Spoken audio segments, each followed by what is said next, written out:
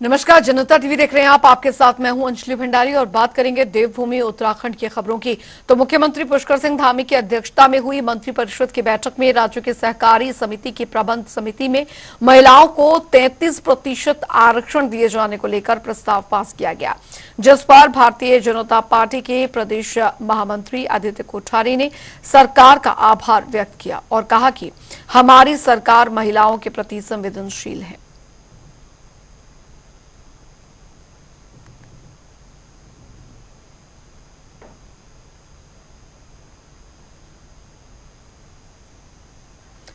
तो बता दें आपको कि प्रदेश महामंत्री ने सीएम का आभार जताया है। महिलाओं को 33% आरक्षण यहां पर देने को लेकर सीएम धामी की अध्यक्षता में बैठक हुई थी देहरादून में, और महिलाओं को 33% जो आरक्षण है वो दिया गया है। राज्य सहकारी समिति में आरक्षण जो है महिलाओं को प्रदान किया गया है, जिस पर प्रदेश महामंत्री ने सीएम का आभार जताया। भारतीय जनता पार्टी ने महिला शक्ति के सशक्तिकरण का लगातार काम करती आई है। केंद्र की सरकार ने भी नारी शक्ति बंधन का अधिनियम देश में पास किया है संसद में, राज्य विधानसभाओं में और संसद में भी, लोकसभा में भी 1/3 बहुमत के आरक्षण की व्यवस्था महिलाओं के लिए की है। और इससे पूर्ववर्ती जो हमारी राज्य की सरकार थी, आदरणीय भुवन चंद्र खंडूड़ी जी हमारे राज्य के मुख्यमंत्री थे, उन्होंने भी जो है पंचायतों में 50% आरक्षण की व्यवस्था पहली बार उत्तराखंड में की थी। ठीक इसी तरह से सहकारी क्षेत्र, सहकारिता का जो क्षेत्र है वो भी काम करने का एक बहुत बड़ा क्षेत्र है। उसमें भी जो उनकी जितने भी समितियां बनती हैं, प्राथमिक समिति से लेकर के और राज्य स्तर तक की शीर्ष समिति तक, उसमें उन्होंने 1/3 आरक्षण की व्यवस्था पुष्कर सिंह धामी जी ने की है। ये बहुत ही स्वागत योग्य कदम है। उधर आपको बता दें कि पूर्व मुख्यमंत्री हरीश रावत मंगलौर उपचुनाव को गरमाने पहुंचे, जहां पर उन्होंने जनसंपर्क कर मंगलौर से कांग्रेस प्रत्याशी काजी निजामुद्दीन के लिए वोट मांगे। और इस दौरान उन्होंने टिक्की चाट बेचने वालों की टिक्की तली और फिर सब्जी वालों की ठेली पर खड़े होकर सब्जी भी बेची। उन्होंने कहा कि वो गरीबों के साथी थे और हमेशा से रहेंगे भी। दोस्त हैं तो मुझे लगा कि वह दोस्ती और गहरी होनी चाहिए, तो मैं इनके पास आ गया। यहाँ इधर आ जाए, इनके पास आ गया। मैंने कहा जरा देखें तो ये सब्जी बेच रहे हैं, तो मैंने भी इनकी कद्दू, लौकी, टमाटर, कई चीज़ें, ककड़ी सब बेच दी। टिक्की भी तली है आज आपने? टिक्की भी तली है? हाँ, टिक्की भी तली, लेकिन टिक्की वाले ने पैसा नहीं लिया। मंगलौर के लोगों को क्या संदेश देना है? कुछ नहीं भाई, मैं उनको सबको बहुत शुक्रिया कहने के लिए आया हूँ। मंगलौर का हमेशा मेरे ऊपर बड़ा प्यार रहा है, तो आज फिर उनसे कहने के लिए आया हूँ कि इस विधानसभा के चुनाव में हमको फिर आपकी प्यार की आवश्यकता, हमारी मदद करें। उधर आपको बता दें कि उत्तराखंड में विधानसभा की 2 सीटों पर हो रहे उपचुनाव को लेकर इंडिया गठबंधन ने अपनी तैयारियां तेज कर दी हैं। मंगलौर और बद्रीनाथ दोनों सीटों से कांग्रेस के प्रत्याशी चुनावी मैदान में हैं और इसी को लेकर कांग्रेस के प्रदेश अध्यक्ष करण मारा की अध्यक्षता में इंडिया गठबंधन के नेताओं की बैठक हुई, जिसमें कि कांग्रेस, समाजवादी पार्टी, सीपीआई और सीपीएम राजनीतिक दलों के अलावा सिविल सोसाइटी से जुड़े लोग भी शामिल हुए। वहीं इंडिया गठबंधन के नेताओं का साफ कहना है कि दोनों सीटों पर भी कांग्रेस प्रत्याशी को ही जीत मिलेगी।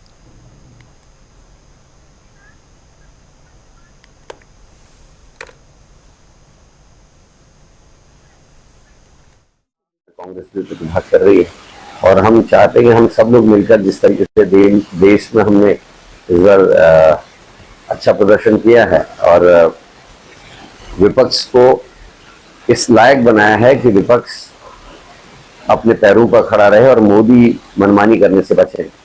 और मुझे लगता है कि इन बाई इलेक्शंस में भी दोनों, चाहे वो मंगलौर का इलेक्शन चाहे बद्रीनाथ का, हमारी इंडिया गठबंधन का की अच्छी साख, अच्छी पकड़, सभी के फॉलोअर्स हैं और हम सब मिल जाएंगे तो हम इन दोनों सीटों को भारी बहुमत से जीतने में कामयाब हैं। नहीं, देखिए, लगातार जब से हम लोग संयुक्त आंदोलन लगातार पिछले कई वर्षों से चला रहे हैं, क्योंकि केवल नेताओं के बैठने से जमीनी एकता नहीं बनती है। इसलिए ग्रास रूट लेवल पर तमाम पार्टियां, भाजपा विरोधी जो पार्टियां हैं, उनको विकल्प अगर बनाना है तो उनको संयुक्त आंदोलनों में मजबूती से शिरकत करनी पड़ेगी। इससे परस्पर कैडर का विश्वास, आपसी परस्पर विश्वास बनता है। इसके लिए हम लगातार प्रयास कर रहे हैं। पिछले चुनाव में वो सफलता हमें नहीं मिली है और जो कमियां हमसे हुई हैं उस पर हम मिल बैठकर संयुक्त रूप से उसको सुधारने की कोशिश करेंगे। लक्ष्य सभी का भाजपा को हराना है और उसके लिए एकजुट प्रयास किया जाएगा और लेफ्ट पार्टियां अलग से बैठकर अंतिम फैसला उपचुनाव के संदर्भ में करेंगी। लेकिन प्रमुख रूप से हम चाहते हैं कि जिस तरीके की नीतियां रही हैं, जन विरोधी नीतियां पूरे देश के अंदर और प्रदेश के अंदर भारी असंतोष है और उपचुनाव में हम चाहेंगे कि उसका परिणाम देखने को मिले। देखिए, देश में इंडिया गठबंधन को स्वीकार किया है और सबसे बड़ी बात है, लोकतंत्र में जब विपक्ष मजबूत होता है तो लोकतंत्र की रक्षा होती है और हम विपक्ष में हैं, पूरी तरीके से सरकार को नकेल लगा कर रखेंगे। और उत्तराखंड में अभी जो 2 उपचुनाव है, आज हमारे इंडिया गठबंधन की बैठक, इसमें निर्णय लिया गया है कि हम सब मिलकर के जो हमारे 2 बद्रीनाथ और मंगलौर 2 प्रत्याशी जो कांग्रेस के लड़ रहे हैं, सभी लोग मिलकर के उसमें सहयोग करेंगे और पूरी तरीके से हमारे राष्ट्रीय अध्यक्ष जी का निर्देश है कि हर हालत में दोनों सीटों को कांग्रेस को विजय दिलवानी है। उधर आपको बता दें कि बद्रीनाथ और मंगलौर विधानसभा सीटों पर 10 जुलाई को उपचुनाव होना है, जिस पर अब मुख्य विपक्षी दल कांग्रेस और सत्ता दल बीजेपी ने अपनी जीत के दावे ठोकने शुरू कर दिए हैं। इस बात पर अब कांग्रेस ने कहा कि राजेंद्र भंडारी ने कांग्रेस की पीठ में छुरा घोंपने का काम किया तो जनता उनको सबक सिखाना चाहती है। तो वहीं दूसरी तरफ बीजेपी ने पलटवार करते हुए कहा कि राजेंद्र भंडारी बद्रीनाथ के लोकप्रिय विधायक रहे हैं और वो वहां से भारी बहुमत से जीतेंगे और मंगलौर सीट में भी बीजेपी की ही जीत होगी। देखिए, बद्रीनाथ विधानसभा पर भाजपा ने कांग्रेस से तोड़ करके जो है प्रत्याशी बनाया है और जो प्रत्याशी भाजपा ने बनाए हैं उन्होंने जनादेश का अपमान किया है, कांग्रेस की पीठ में छुरा भोंकने का काम किया है। तो जनता उनको सबक सिखाना चाहती है और कांग्रेस के प्रत्याशी लखपत बुटोला जमीन से जुड़े हुए हैं, हर जन संघर्ष में जो है जनता के साथ रहते हैं, जनता के सुख दुख में जनता के साथ रहते हैं, जमीन से जुड़े हुए नेता हैं, जिला पंचायत अध्यक्ष रहे हैं। जिला पंचायत अध्यक्ष रहते हुए उन्होंने चमोली के विकास को जो है गति देने का काम किया है। तो जनता उन्हें पसंद करती है, उनकी लोकप्रियता है और भाजपा के जो प्रत्याशी हैं वो जो है दल बदल करके गए हैं, जनता के साथ विश्वासघात करके गए हैं। तो निश्चित तौर पर जनता का आशीर्वाद जो है जन संघर्षों को मिलेगा। कांग्रेस को लोकसभा चुनाव पर सारा अपना परिणाम पता चल चुका है कि 5 की 5 सीटें वो हार चुके हैं, वो हताशा में है, निराशा में है। इस कारण इस प्रकार की बात करें, राजेंद्र भंडारी वहाँ के बहुत लोकप्रिय विधायक रहे हैं और वर्तमान में फिर पार्टी ने उन्हें प्रत्याशी बनाया है। मैं समझता हूँ कि भारी बहुमत से वो वहाँ जीतने वाले हैं। जहाँ तक मंगलौर की बात है, मंगलौर भी इस विधानसभा पर भी हम भारी बहुमत से जीतेंगे। आपको इससे पहले भी मैं पंचायत चुनाव पर आपने देखा होगा कि आज़ादी के बाद पंचायत चुनाव पर हम कभी जीतते नहीं थे और लगातार हम जीते हैं। हमने रिकॉर्ड बनाया पर और सारे जिला पंचायत सदस्य हमारे रहे, अध्यक्ष हमारे रहे, 6 के 6 ब्लॉक प्रमुख हमारे रहे और प्रत्यक्ष भारतीय जनता पार्टी का कार्यकर्ता उन्होंने 365 दिन तैयार रहता है। हम चुनाव के मूड भर ही रहते हैं और इस चुनाव को फिर बहुत भारी बहुमत से हम जीतने वाले हैं। उधर आपको बता दें कि उत्तराखंड की मंगलौर और बद्रीनाथ सीटों पर होने वाले उपचुनाव को लेकर चुनावी मैदान सज चुका है, जिसके चलते अब सूबे के मुख्य दलों में जुबानी जंग छिड़ चुकी है। वहीं बीजेपी प्रदेश प्रवक्ता विनोद सुयाल का कहना है कि कांग्रेस पार्टी अपना हाल 2024 के लोकसभा चुनाव में भी देख चुकी है।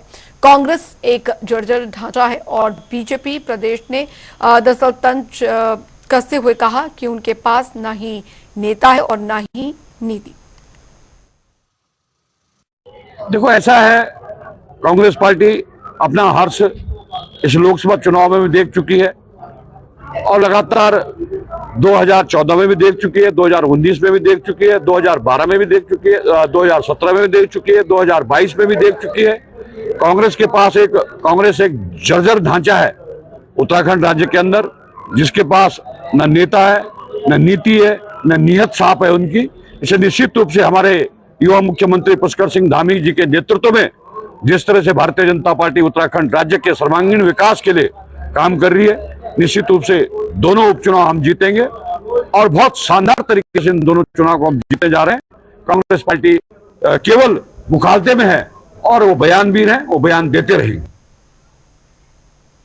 वहीं आपको बता दें कि कांग्रेस प्रदेश अध्यक्ष करण मारा ने बीजेपी की शासन करने की नीति पर प्रहार करते हुए कहा कि शासन चलाना तो कांग्रेस को ही आता है। मैं तो बीजेपी की हालत खराब है। मैंने कहा ना 100 से ज़्यादा सांसद तो कांग्रेस पृष्ठभूमि के हैं, मंत्रिमंडल में आधे से ज़्यादा मंत्री कांग्रेस पृष्ठभूमि के हैं, लेकिन उसके अलावा भी शासन करना तो कांग्रेस को ही आता है। इसलिए मंत्रियों के लिए कांग्रेस से लोगों को ले जाया जाता है। बीजेपी की हालत खराब है। और इस समय भी देख लीजिए, अगर आप उत्तराखंड की बात करें, 2 अधिकारी चला रहे हैं, पूरा तंत्र जो है 2 अधिकारियों के ऊपर है, विनय विनय विनय विनय, और दूसरे वाले जो है वो दूसरे वाले हैं ही हैं। तो इस समय स्थितियाँ जो है बड़ी बिगड़ चल रही है। सुंदरम सुंदरम सुंदरम। तो बद्रीनाथ और बंगलौर सीट पर चुनाव को लेकर सियासी पारा चढ़ने लगा है। अल्मोड़ा पहुंचे बीजेपी के प्रदेश प्रवक्ता सुरेश जोशी ने मीडिया से बातचीत करते हुए कहा कि बद्रीनाथ और बंगलौर उपचुनाव में बीजेपी की स्थिति काफी ज्यादा मजबूत है। जिस तरह लोकसभा चुनाव में प्रदेश की 5 सीटों पर बीजेपी का प्रदर्शन रहा है, उससे साफ हो गया है कि दोनों सीटों पर बीजेपी की जीत तय है। उन्होंने कहा कि आगामी सरकार लगातार जनता के हित में काम कर रही है। देखिए, उपचुनाव में भारतीय जनता पार्टी की स्थिति बहुत मजबूत है। इस समय जो है कि हमारा जो फोकस है, बद्रीनाथ जी की सीट जो है हम कई बार पहले भी जीते हुए हैं। इस बार हम एक बड़े बहुमत से हम बद्रीनाथ जी की सीट को जीतना चाहते हैं। और जहां तक मैंगलोर सीट है, मैंगलोर सीट भारतीय जनता पार्टी इस बार अपने कार्यकर्ताओं के और वहाँ की जनता के आधार पर एक अच्छे बहुमत से मैंगलोर सीट जीतेगी और हम लोग एक रिकॉर्ड बनाएंगे। तो उत्तराखंड में चारधाम यात्रा मुख्य रूप से गढ़वाल क्षेत्र की मानी जाती है, जो कि हरिद्वार और ऋषिकेश से शुरू होते हुए केदारनाथ और बद्रीनाथ, गंगोत्री और यमुनोत्री तक होती है। इसलिए 2 सालों से जिस तरह श्रद्धालुओं की संख्या में इजाफा हुआ है, उससे सरकार ने चारधाम यात्रा के नए विकल्पों विचार करना शुरू किया है, जो शायद कुमाऊं क्षेत्र से शुरू हो सकता है। हालांकि सरकार के फैसले का गढ़वाल के लोग और उनके अपने नेता विरोध कर रहे हैं। नहीं, उसको हम कुमाऊं से भी शुरू कर रहे हैं और हम ये भी हिदायत दे रहे हैं कि बद्रीनाथ के अंदर लोगों को लिफलेट मिलेंगे, ताकि वो लोग कर्णप्रयाग से ही कोई रामनगर निकले, कोई कोटद्वार निकले तो अन्य स्थानों पर चले जाएं, तो उससे काफ़ी कुछ उनको देखने को भी मिलेगा, नए स्थान देखने को मिलेंगे। जिम कॉर्बेट का जो पर्यटक पूरा स्थल है वो देखने को मिलेगा, तो उनका मनोरंजन भी होगा और वहाँ की वादियाँ, वहाँ की सुंदरता देखने को भी मिलेगी। नहीं, देखिए, उत्तरकाशी उन क्षेत्रों में विरोध इसलिए हो रहा है कि जो परंपरागत हमारे मार्ग हैं, जो सदियों से चले जा रहे हैं, जिसके एक आप कह सकते हैं कि एक आध्यात्मिक महत्व है, उन मार्गों में परिवर्तन का लोग विरोध कर रहे हैं। और मेरा ये कहना है कि जिनको मान लीजिए रामनगर की तरफ से अगर यात्रा करनी हो तो करें, कोई रोक तो सकता नहीं है, रोक तो नहीं सकता। लेकिन पूरी यात्रा को हम डाइवर्ट कर दें, ये हो नहीं सकता। कुछ भी व्यवहारिक नहीं है और जो होने वाली भी नहीं है, तो अनावश्यक एक वातावरण बनाने की कोशिश हो रही है। नहीं तो ऐसा कुछ है नहीं। तो अभी कुछ दिन पहले ही मंत्री धन सिंह रावत ने विभागीय अधिकारियों के साथ आवंटित बजट खर्च पर समीक्षा बैठक की थी और इस दौरान बजट खर्च करने के लिए उन्होंने अधिकारियों को अगले 100 दिनों का रोड मैप तैयार करने के निर्देश दिए थे। इसके साथ ही उन्होंने बजट खर्च की धीमी गति पर नाराजगी जताते हुए कहा था कि सरकार के पास जन कल्याण योजनाओं के लिए बजट की कोई कमी नहीं है। वहीं इस पर पलटवार करते हुए कांग्रेस के वरिष्ठ नेता देवेंद्र सिंह का बयान सामने आया है। उन्होंने कहा कि बीजेपी सरकार के अंतर्गत स्कूल और IIT कॉलेज को बंद करने का सिलसिला लगातार जारी है। ऐसे में ये देखना होगा कि मंत्री जी के आदेशों का कितना पालन होता है। ने आदेश दिया, उनका काम है आदेश देना, लेकिन उस आदेश की अनुपालन कितना होता है ये देखने वाली बात है। 2 पोर्टफोलियो मंत्री जी के हैं, शिक्षा और स्वास्थ्य। शिक्षा विभाग में तो भाजपा सरकार के अंतर्गत स्कूल और ITI बंद करने का सिलसिला जारी है, तो बजट खर्च करने की बात किस बेस पर मंत्री जी कह रहे हैं समझ में नहीं आता। जब आप स्कूल ही बंद कर रहे हैं तो बजट कैसे पूरा होगा? उधर आपको बता दें कि पूर्व केंद्रीय मंत्री उमा भारती नैनीताल जिले में ओखलाकांडा के पवित्र देवगुरु बृहस्पति धाम मंदिर पहुंची, जिसके बाद यहां हंगामा हो गया। दरअसल इस मंदिर में सदियों से महिलाओं का प्रवेश प्रतिबंध है और ऐसे में ग्रामीणों का आरोप है कि उमा भारती ने परंपराओं और मान्यताओं को दरकिनार कर मंदिर में प्रवेश कर लिया। इतना ही नहीं, उन्होंने मंदिर के भीतर पूजा अर्चना तक की। हमारे आस्था के प्रतीक देवगुरु बृहस्पति धाम, आज इस धाम में उमा भारती जी के द्वारा प्रवेश किया गया है, जबकि यहाँ की परंपराएं हैं, यहाँ महिलाओं का जाना वर्जित है। हम इस क्षेत्र के रहने वाले हैं, हमारे इष्ट देव के रूप में बृहस्पति देव हैं। आज तक हमारी घर की माताएं बहनें यहाँ पर प्रवेश नहीं करती हैं। उधर आपको बता दें कि लक्सर में जेके टायर कंपनी की मनमानी पर भाजपा नेता मुनीश खेड़ी का बयान सामने आया है। उन्होंने कहा है कि कंपनी का कर्मचारियों के प्रति रवैया किसी भी सूरत में बर्दाश्त नहीं किया जाएगा।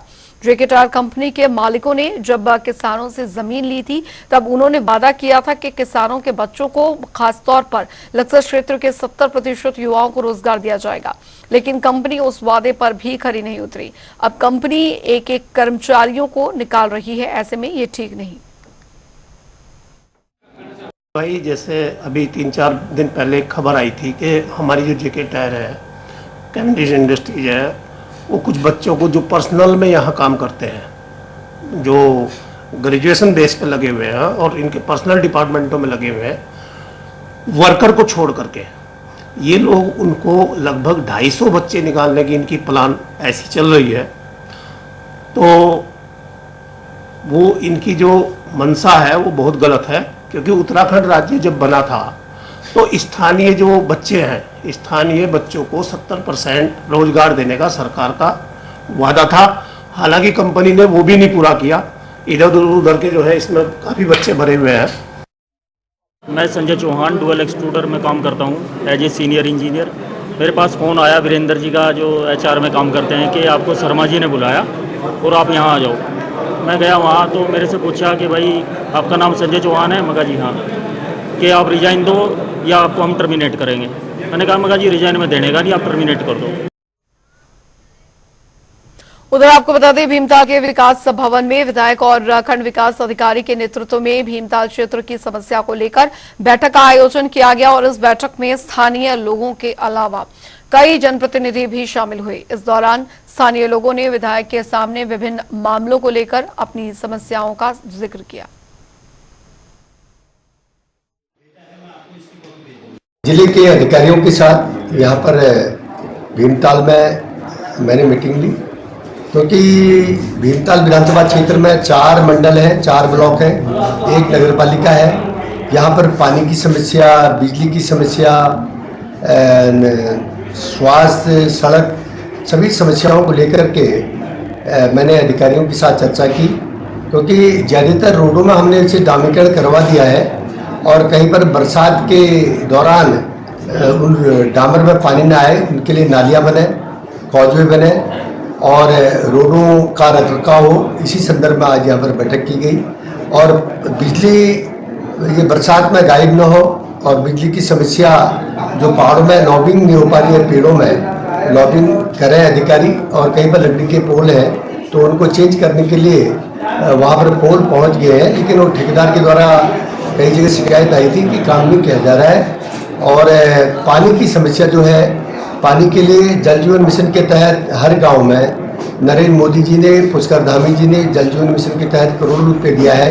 किसी गांव में 1 करोड़, किसी गांव में 2 करोड़, कहीं 10 करोड़, कहीं 25 करोड़, कहीं 50 करोड़। लेकिन जल जीवन मिशन योजना के माध्यम से मेरे लोगों को, गाँव के लोगों को, हमारे ग्रामीण क्षेत्र के जो लोग पानी से परेशान रहते हैं उनको पानी मिला है।